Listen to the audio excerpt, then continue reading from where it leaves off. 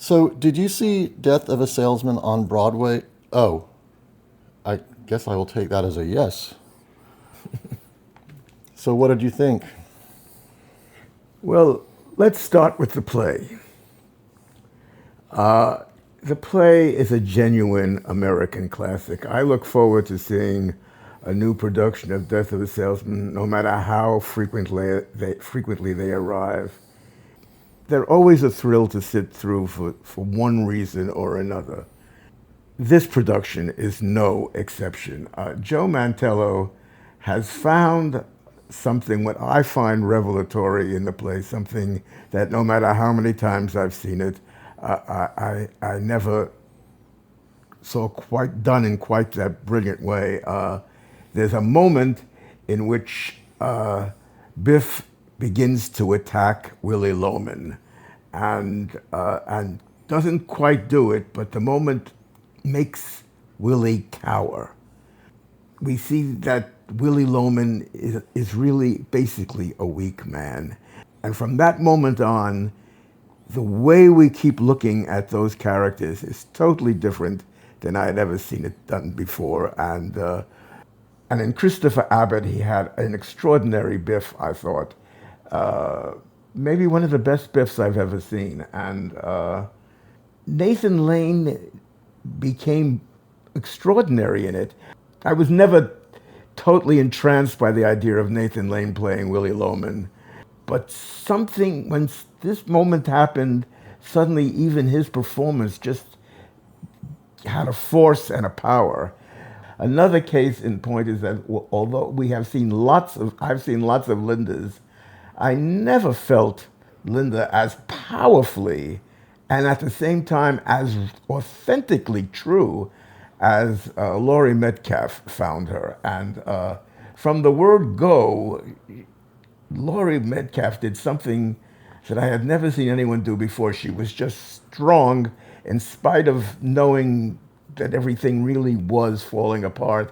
But her holding on to it is what makes Willie strong. And it was just amazing to watch. To me, the performances of Laurie Metcalf and Christopher Abbott and ultimately Nathan Lane were extraordinary, but all the performances were quite good. And it was just wonderful to see the play again. It is so brilliantly written, it's so brilliantly constructed that no matter what you do with it, it just seems to play well. And I think this plays better than a lot of productions. And once again last night, I found myself sobbing uncontrollably. This was an extraordinary production. I will give that credit, and I wish to God I had seen it in a more intimate theater. It's a production that is so delicate, it deserves to be seen in a more intimate space. And for that, I also blame Joe Mantello for everything he did that was wonderful. To have allowed that delicate production to be put in the Winter Garden Theater strikes me as one of the most peculiar things I've ever seen. When we first sat down, we were in the first row, and we could not see a thing because of the way the stage was configured and the way you were right up against the wall was right. It was more like a wall. You're up against a wall. That's true. We tried the booster, it didn't work, and we got seats in the rear, in the center, and you were so fucking far away from the stage, that even though those first seats were awful, we went back to them after the first act so that I could be close. I sacrificed watching the staging of the play, which I missed because I thought it was so well done in the first act, in order to get closer to the actors, because that's really where the heart of the play is. The heart of the play is in the actors. We should see them clearly. We should be as intimate with them as they are with each other. Watching the second act, the actors, even though I couldn't see their feet or anything, it was so much better to see them, especially in the second act, up close. That moment, yes. I think that I'm supposed to give my opinion as well. Okay, well, that's it. And the other thing that they did, I must mention this, is that they had cast changes last night, and they did not inform us in the lobby or in the programs. That information was not given to us, and I don't think that's fair. Okay. Okay. So, for Go me, ahead. I'm sorry that I took thank so you. much time. Yeah, thanks. So, well, basically, I really have more to say about the experience of seeing the play than about the play itself. I know it's a great play. I expected it to be a great production. Laurie Metcalf is a great actress. Nathan Lane has become a great actor. And, you know, I knew Christopher Abbott was also very good. I knew he was a good actor, so I knew he was going to be good. So I knew that all that was going to be, sorry. I knew all that was going to be first rate, stellar. So none of that was really a surprise. For me, the experience of seeing the play was, like you said, we got front row seats. We got somewhat expensive, not the most expensive seats, but not the cheapest seats either, because the cheapest seats said it was an obstructed view. So we got somewhat expensive seats because we wanted to make sure we did not have an obstructed view, and we sat down in them and you couldn't even see the stage. There was just this wall in front of you. You couldn't see a goddamn thing.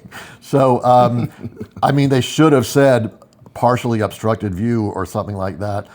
So then we ended up moving to row U, the second to last row in the center, and I had to sit next to a woman with perfume, and which was not a surprise. She actually had a very good, expensive perfume, and I was like, gosh, I would actually probably like this perfume if it didn't make me sick.